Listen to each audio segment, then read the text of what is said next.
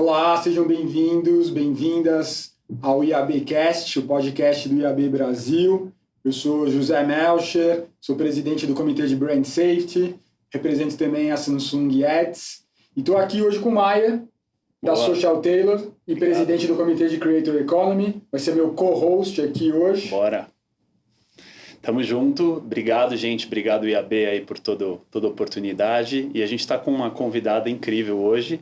Ela falou que o nome dela, Ana Paula Passarelli, não é o ideal, que é mais para o terapeuta. Então a gente vai chamar ela de Passa, que é a fundadora da Brunch. Então eu passo a palavra para Passa falar um pouquinho sobre ela. Muito obrigada pelo convite, um prazer estar aqui. É sempre uma honra estar em todas as iniciativas do IAB, principalmente porque é aqui que a gente começa a ver as discussões de inovação, as discussões acontecem aqui primeiro. Então é sempre uma honra estar aqui. Obrigada pelo convite. Obrigado você, Passa. A gente acho que Creator Economy é um tema tão quente hoje em dia, né? E eu sou presidente do Comitê de Brand Safety, que é um tema tão, às vezes, duro e difícil. E a gente, ao longo desse ano, acho que o IABcast, esse ano, ele tem muito foco da gente trazer o que foi discutido ao longo dos comitês, o que foi os principais temas e os debates. E a gente, recentemente, até fez, né, um comitê conjunto entre Creator Economy e Brand Safety. Eu falo que Creator Economy é um tema super sexy, tá na moda, todo mundo quer fazer, todas as marcas estão super afim. E quando eu falo de Brand Safety, geralmente dá aquele, mais ou menos, é difícil, porque é um tema duro, é um tema complexo, mas eu acho também que são dois temas super complementares, né, Maia? Porque ao mesmo tempo que hoje em dia a gente vê todas as marcas, todas as plataformas desenvolvendo maneira de se engajar com creators, abrindo espaço para cada vez mais ter interação, ter lives, ter momentos onde a gente possa colocar o creator na frente e no spotlight do assunto.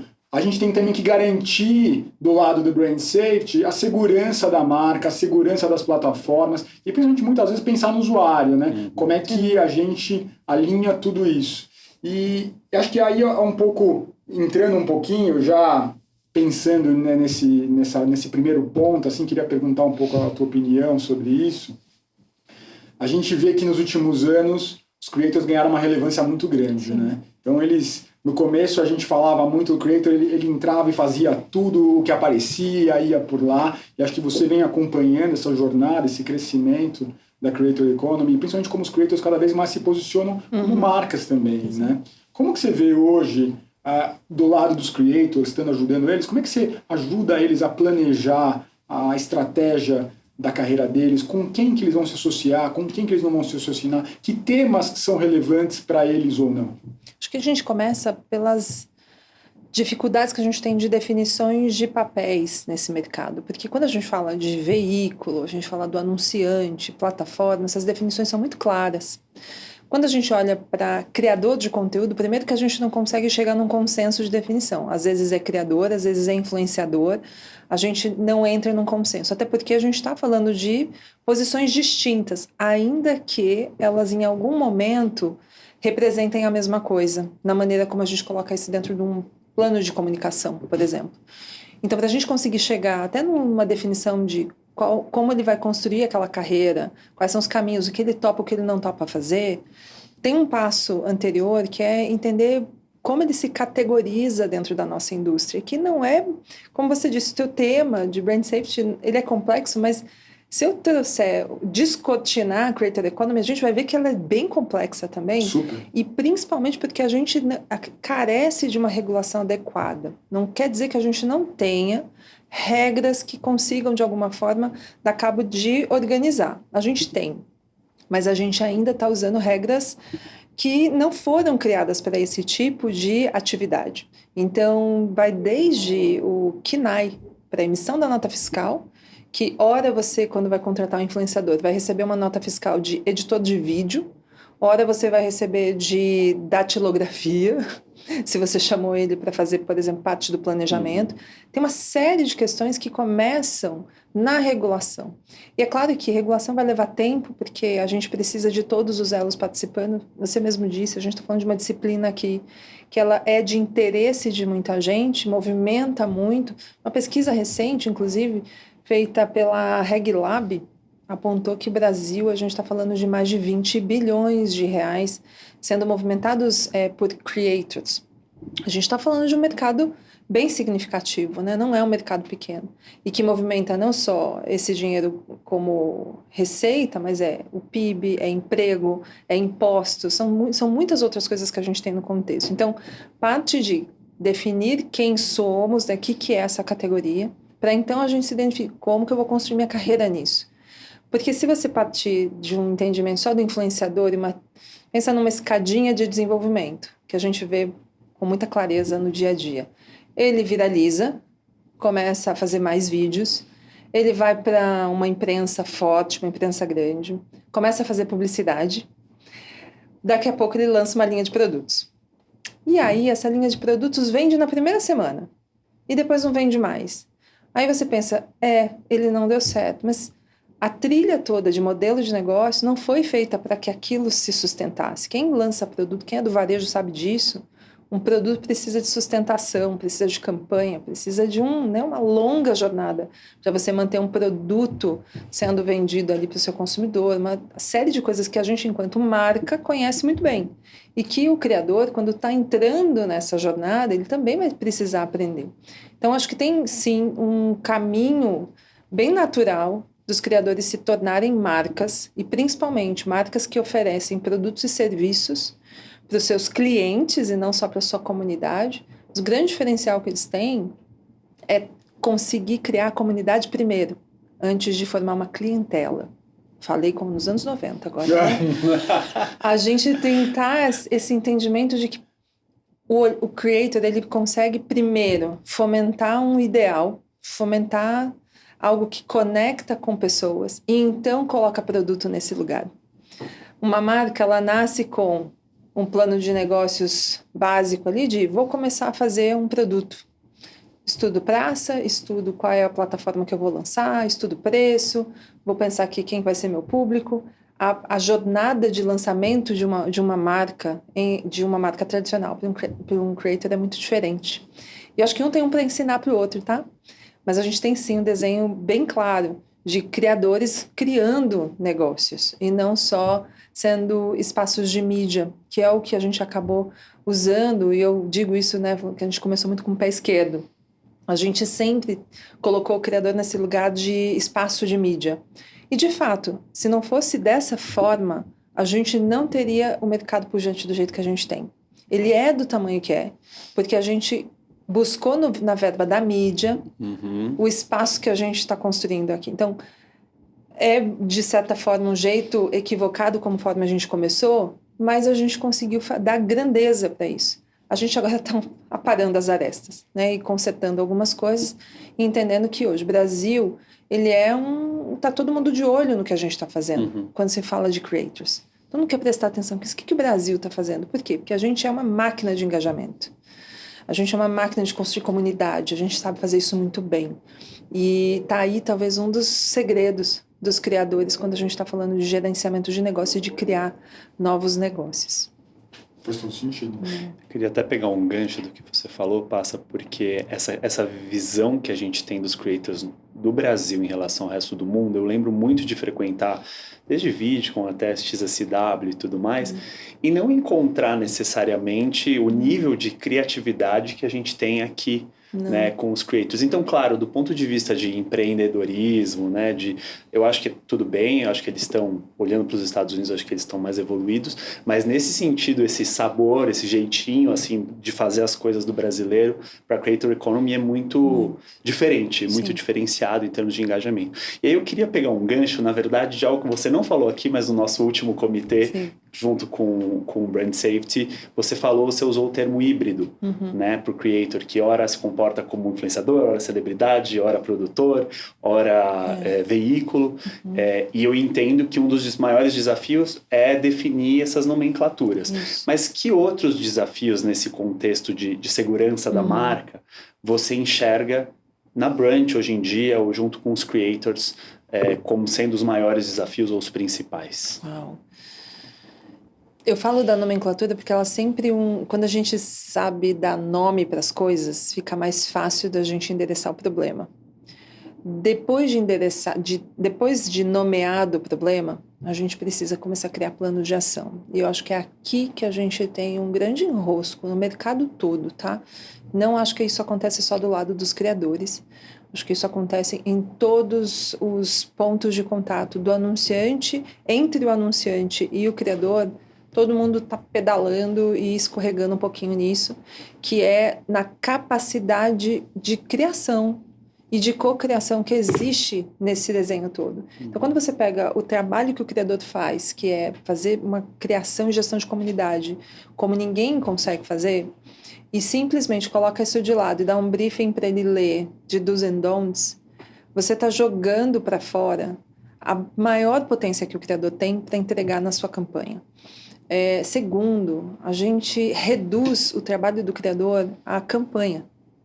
Ele pode fazer muito mais do que só ser o garoto propaganda de um produto ou de um serviço, ou de dizer quais são as features daquele produto. Ele pode sentar na mesa com você e ajudar você a desenvolver a campanha. Ele pode fazer o bastidor, como o nosso time que está aqui gravando esse podcast. Ele pode trabalhar no roteiro, que vai para as outras pessoas que vão gravar esse conteúdo que vai para o comercial de TV, ele pode fazer o flight que vai para a TV. Então, a gente tem outras dinâmicas que podem ser criadas que, para mim, Maia, a gente está deixando na mesa uma oportunidade muito grande quando a gente não leva os anunciantes para dentro dos espaços dos criadores e tenta só trazer o criador para o espaço da marca. Então, vou dar um exemplo bem simples. Pensa em patrocínio de evento. Então, a gente tem vários eventos que são patrocinados por diversos anunciantes e ali ele vai criar suas estratégias, você já deve ter visto isso, de levar influenciadores para cobrir o evento, mostrar a experiência da marca dentro desse evento e assim por diante. A gente está falando de levar o criador para um ambiente controlado, totalmente controlado, e aí o Zé vai até brigar com a gente aqui, porque a gente está falando de brand safety também. Mas levar esse criador para esse ambiente controlado, especialmente porque aqui eu sou dono do discurso, aqui eu faço todos os cortes, eu não permito que ele faça nada. É óbvio que aqui essa lógica é uma lógica bem clássica, e a gente vai trazer, assim como um ator, um jornalista, qualquer pessoa, você vai trazer para o seu campo de segurança para você ter o controle. O inverso não quer dizer que é perca de controle, mas esse inverso, ou seja, ir para o espaço do criador, estar presente nesse espaço que ele criou com a comunidade dele, que pode ser um evento proprietário. Os criadores hoje estão criando eventos, estão criando filmes, estão criando séries, estão criando seus próprios espaços. Eles já estão entendendo a dinâmica de criar propriedade intelectual. Ir para esse espaço é, sim, perder um pouco do controle. Mas, com todo mundo na mesa, dá para criar regras que funcionam para todos. E acho que, para mim, esse é o desafio do mapa de cocriação. A cocriação existe quando todo mundo coloca intenções na mesa. Cocriar significa que o criador também está colocando intenções junto com o anunciante. Então, o anunciante ele quer atingir um objetivo, tal qual o criador também quer atingir um objetivo ao fazer aquela campanha. Quando a gente fala, por exemplo, por que esse criador trabalha ou não com um anunciante? Às vezes não é vantajoso para ele se associar a algum tipo de anunciante. Às vezes é. E não se associar com um tipo de anunciante vai fazer com que ele consiga construir melhor a reputação dele, se desenvolver melhor no território que ele está buscando. E, por outro lado, buscar essa marca que tem tudo a ver, tem fit com a comunidade que ele criou.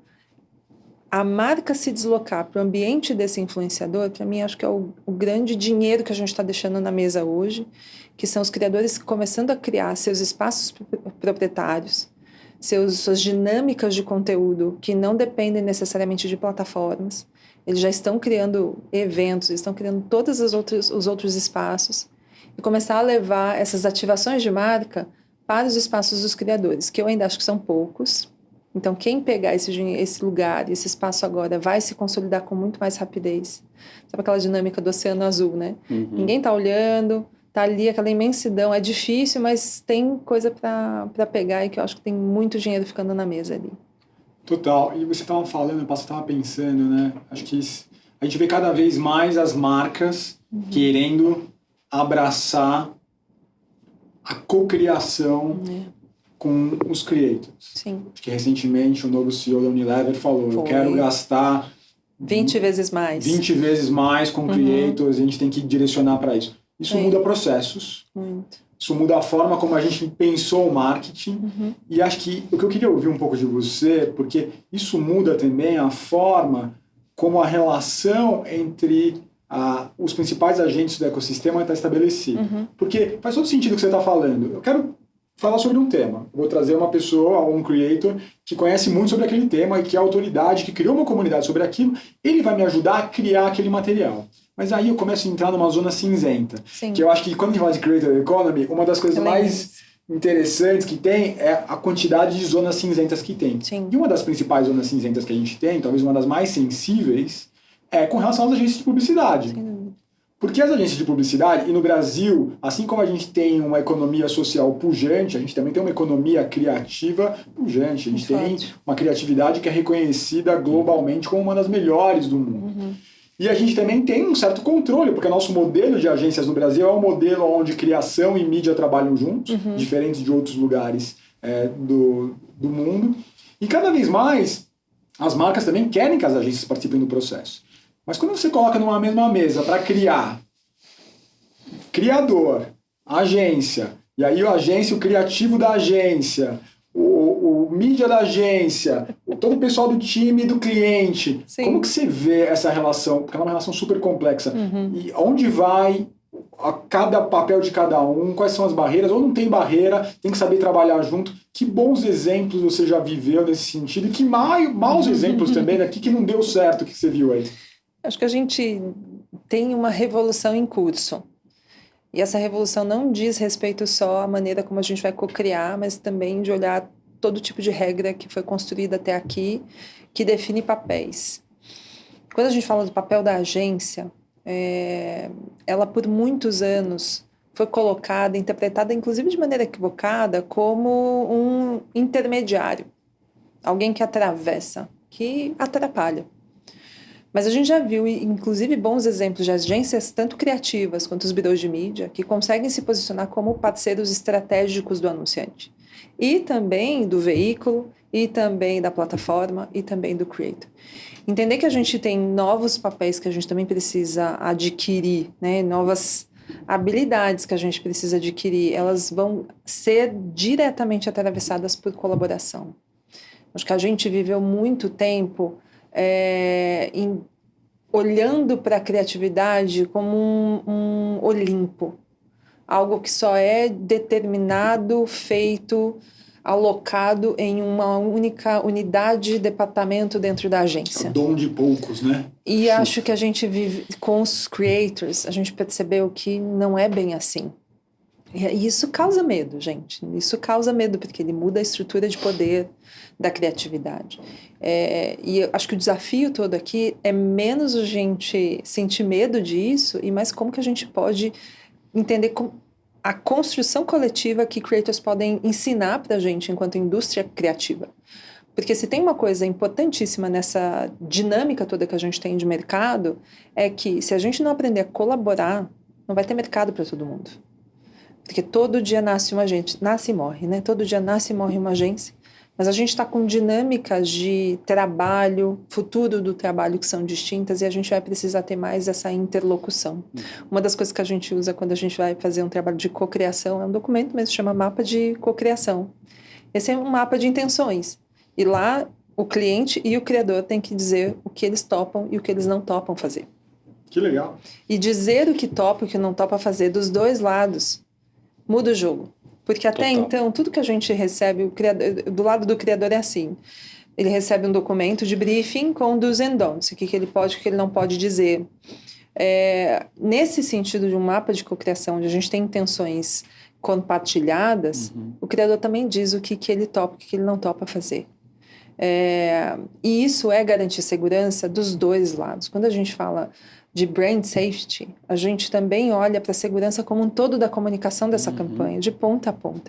E garantir que o criador também está comunicando com segurança com a comunidade dele, que aquilo que ele topa e não topa fazer tem que estar na mesa, garante a clareza da mensagem de ponta a ponta. Porque quantas vezes eu já vi situações como o briefing chega para o criador e chegam coisas assim que ele nunca falou, palavras que ele vai ter que dizer que não estão nem no vocabulário dele. E é claro, o vocabulário a gente também aprende, isso não é mas ia destoar demais da maneira como ele ia passar a mensagem do produto. E aí você acaba comprometendo um criativo, porque você precisa que seja usada aquela palavra. Então, assim, tem uma maleabilidade que vem com a colaboração que a gente vai precisar começar a colocar um pouco mais na mesa. A gente falou um pouco lá no comitê, né, no encontro do comitê. A gente olha muito para o seu, vai fazer o seu, vai resolver o seu. E é um ambiente bastante individual da criatividade, porque criatividade também é uma expressão de identidade. E por isso que a gente acaba sendo um pouco individualista quando a gente fala de criação. Mas o que a gente vê que os creators colocam na mesa e ensinam pra gente é que essa criatividade, ela encontra gente que se identifica. Às vezes milhares, às vezes milhões. E por que não começar a entender que isso também é parte do processo criativo, né? Então, assim, um exercício de mapa de intenções é um exemplo. Mas acho que tem outras maneiras que a gente pode colocar, e para mim o final de tudo isso, para fazer funcionar, está em governança. Porque alguém tem que ser dono da bandeirinha. Assim como num sprint, assim como a gente tem um PMO, a gente tem que ter alguém que vai ser o guardião das regras. Por mais que a gente tenha uma mesa cheia de gente co-criando, a gente sabe que, de novo, criatividade, expressão de identidade. Vai estar todo mundo querendo expressar sua identidade, seu jeito de ver o mundo ali a partir daquele briefing. Vai ter que ter alguém que vai lembrar as regras do jogo.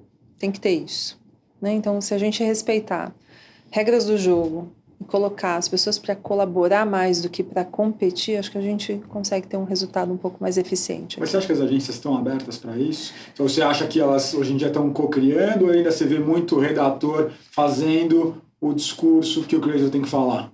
Eu acho que depende. E depende também do lado do criador, tá? Todos os lados vai depender. Porque a gente vai ter marcas, né, anunciantes maduros e não para creators. A gente tem agências mais maduras e outras nem tanto. A gente tem criadores mais maduros que conseguem criar dinâmicas interessantes e outros que é melhor mandar o roteiro. Então, assim, pensa que no Brasil a gente está falando de... A ideia que a gente tenha mais de 20 milhões de criadores no Brasil. A gente está falando de volta de 14% da população online. É muita gente. Então, qualquer pessoa hoje com um celular, ela já pode começar a criar conteúdo e influenciar outra pessoa a moldar um consumo, comprar um produto, um voto, e a gente sabe muito bem como é isso, inclusive em anos de eleição. Mas se a gente pensar o quanto o criador tem uma capacidade de pegar um desafio de criatividade, um desafio que ele tem com aquela comunidade, a partir de um briefing, e conseguir responder de maneira criativa, permitir que isso aconteça, faz toda a diferença lá na mesa de uma mesa de mídia, inclusive. A gente tem visto muito pessoal de mídia usar conteúdo de criadores nas suas campanhas, né? Então, por quê? Porque esse conteúdo ele traz mais autenticidade, ele é mais próximo da realidade do consumidor. Então, tem clareza no que o criador faz. E acho que a gente tem escolas da publicidade que são bastante rígidas, bastante clássicas e que são importantes. A gente precisa das bases. Ao mesmo tempo que a gente precisa da flexibilidade do novo. E a flexibilidade do novo é de quem está nas trincheiras. E quem que está na trincheira algorítmica hoje são os criadores. São eles que entendem como isso funciona, melhor do que nós três juntos aqui. Eu estou um pouco mais longe do algoritmo agora, mas quando eu já fui criadora. Quando eu fui criadora, uma das coisas que eu mais gostava de fazer era abrir o estúdio de dados do YouTube, do meu canal no YouTube, e ficar brincando com os dados para entender o comportamento da minha audiência, o comportamento que a minha comunidade tinha dentro do meu canal. Isso é o que o criador faz todos os dias. Ele fica olhando essas métricas ali no perfil dele, entendendo essas dinâmicas. Ouvir isso do lado do criador faz muita diferença. E sim, vai ter gente que não está afim de cocriar. Vai ter, mas também tem gente que vai estar afim de cocriar. E a gente está falando de um país tão grande, né, gente? Sabe que esses dias eu estava no evento da FENAPRO, o encontro da FENAPRO, lá em Recife, E eles trouxeram um número que eu não fazia ideia. São mais de 3.000 agências no Brasil. São 3.000 agências. Se 1.000 delas começarem a co-criar, a gente já tem um terço, né? Então, acho que não vai ser uma mudança de uma hora para outra. Com certeza isso vai acontecer com o tempo, mas eu não vejo um caminho diferente do que a cocriação e da colaboração para a gente conseguir avançar na pauta criativa. Muito legal, Passa. Queria trazer um tema aqui, colocar um pouco de pimenta, porque quando a gente fala de brand safety, né, Zé, a tendência das pessoas é pensar primeiro numa marca, no anunciante e tudo que vem por trás da marca, né? E os creators, como você tem falado, estão se tornando cada vez mais empresas, empresários, empreendedores e marcas também. Verdade. E existe esse outro lado da moeda. Eu acho que eu queria ouvir um pouco da sua posição de como você vê essa parte do brand safety do ponto de vista do creator e da marca dele, né? Então, trazendo alguns exemplos sem citar nomes, a gente tem aquele estereótipo de creator que faz 1 milhão de publicidades, fica uma vitrine, aí você perde um pouco a credibilidade. Por outro lado, você tem um outro que acaba se preservando e se aliando a certas marcas de maneira estratégica e consegue ter uma longevidade ali, um posicionamento que acaba sendo mais valioso do ponto de vista dele, né, como criador. Queria que você comentasse. E posso colocar só um molho em cima Claro. disso ainda, que eu acho que é interessante, tem a ver com o que você falou, da história dos eventos. Acho que o grande desafio quando a gente fala do creator é marca, e os creators estão cada vez mais se tornando proprietários de IPs, né? Total. E você vê uns Mr. Beast da vida, que o cara cria um programa, uma marca que transcende plataformas e ele começa ali a engajar de alguma outra forma. Como é que você vê essa complexidade, né? Porque na tua escada ali do começo, a gente está indo pro 2, 3 degraus para cima. Muito longo, gente. A gente não precisa ir longe, a gente tem excelentes exemplos no Brasil. A gente tem o Jovem Nerd, que inclusive trouxe o primeiro Leão de Ouro em Cannes Entertainment no ano de 2025, com uma campanha que eles fizeram roteiro. Então a gente já tem, eles estão lançando filme, então eles têm uma visão de comunidade, de criação de IP muito forte, mas a gente pensa que porque é nerd, é segmentado, não, a gente está falando de uma comunidade muito grande. A gente tem o Porta dos Fundos, que já ganhou um Emmy, né, com uma produção feita junto com a Netflix. Então a gente está falando aqui hoje, o Brasil tem excelentes exemplos de criadores que olham para a IP. O que a gente não tem? A gente não tem escala disso. E, principalmente, a gente não tem a institucionalização, a gente não percebe validade, né, na validação disso. Então, quando a gente olha para as novelinhas, né, os microdramas, isso também é formação de IP. Numa dinâmica diferente, né, do que a gente está acostumada, mas também é formação de IP.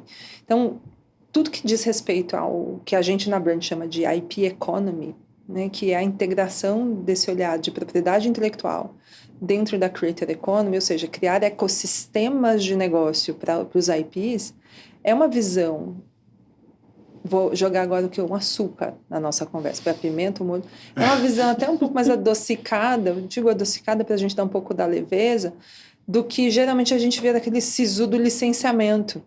É verdade. Né? Porque o criador, essa flexibilidade, essa expansão que ele consegue gerar do modelo de negócio que vai de livro a copo, porque ele não está associado a um território, ele está associado a um estilo de vida, a um pertencimento de comunidade. Então, esse criador pode virar, o produto dele pode virar cortina, pode virar TV, então assim, a gente pode produtizar isso de diversas formas. E acho que o criador sabe fazer isso muito bem, inclusive num desenho, num roadmap ali bem claro, de não tentar fazer isso tudo de uma vez. Falei do Jovem Nerd, a gente está falando de um canal de 20 anos, 23, eu acho, se não me engano. Né? Ninguém aqui tinha cabelo branco quando eles começaram. Então, a gente está falando de criadores que estão aí permeando há muito tempo. Então, esses exemplos de criação de IP são o começo do caminho de criação de espaço proprietário, onde a marca pode começar a navegar. E, ao invés de navegar só nas suas próprias águas, pode ir para as águas dos criadores. Quando a gente aterriza isso em segurança, Maia, pensa que ter espaço seguro, sabe essa expressão que a gente sempre usa do espaço seguro?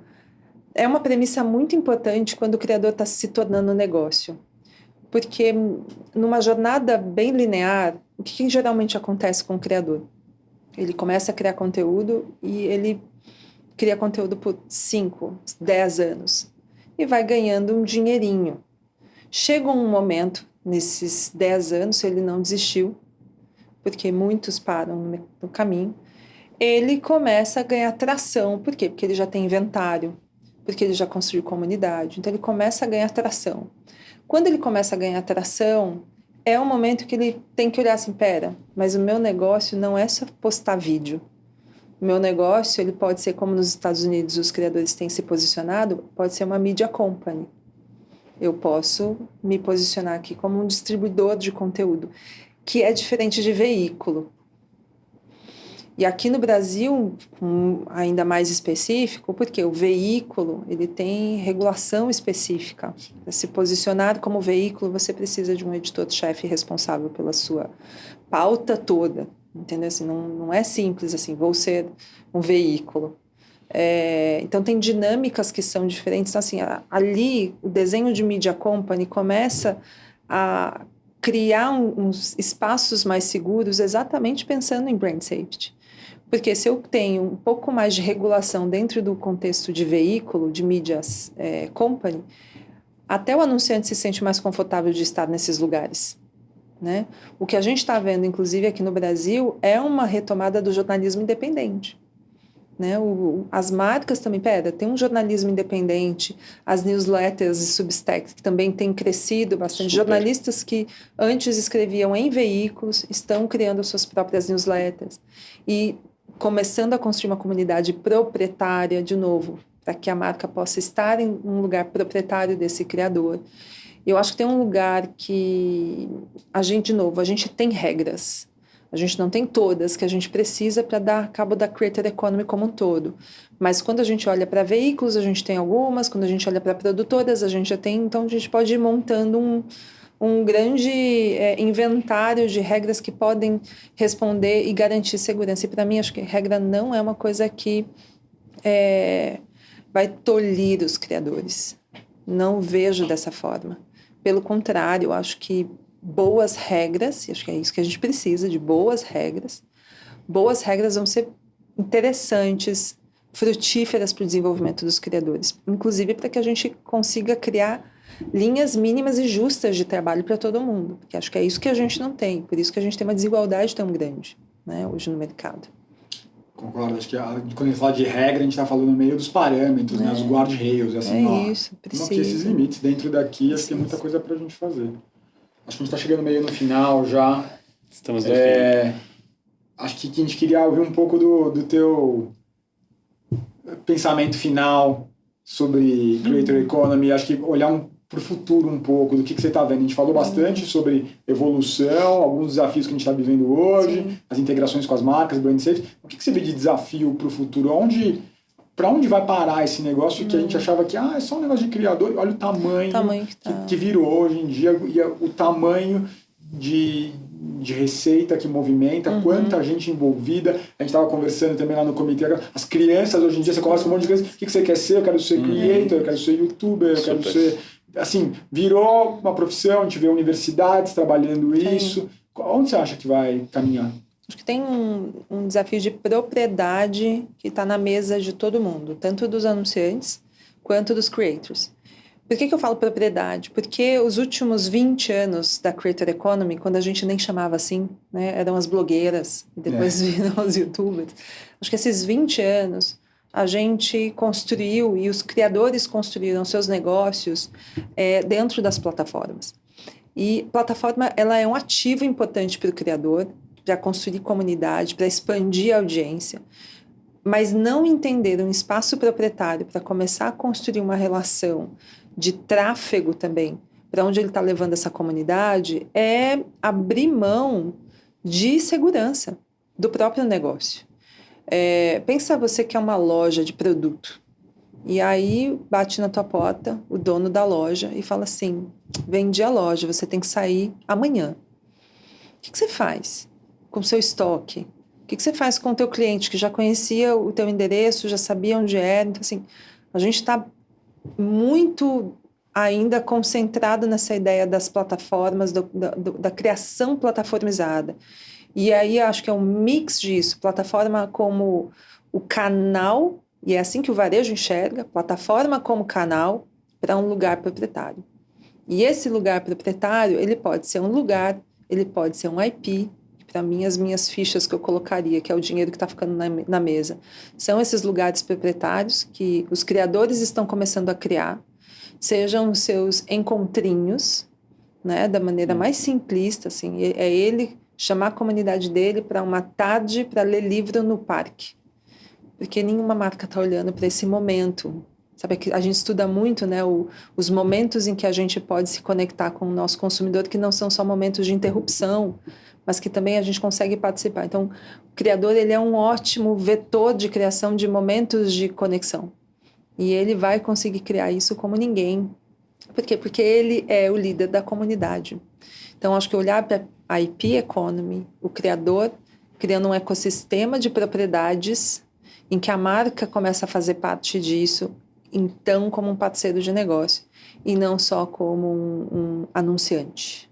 Acho que o exercício de anúncio vai continuar existindo, isso não vai mudar, mas eu acho que a gente vai ter um novo passo, inclusive do exercício criativo do trabalho com criadores, que é ser um pouco mais, tá, mas será que eu só tenho publi para comprar desse criador? Será que não dá para fazer mais nada com o criador? Dá para fazer muita coisa.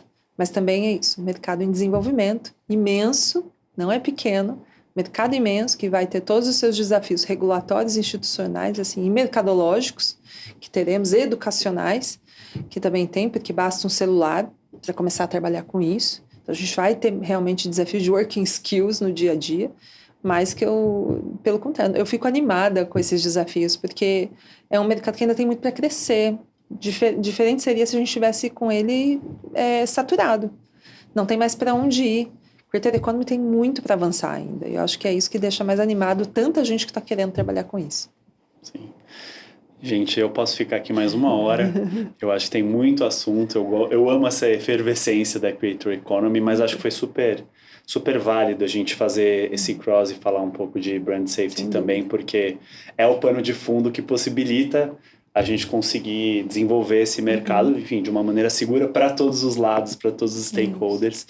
Passa, queria te agradecer, foi ótima conversa, obrigado por ter topado o nosso convite.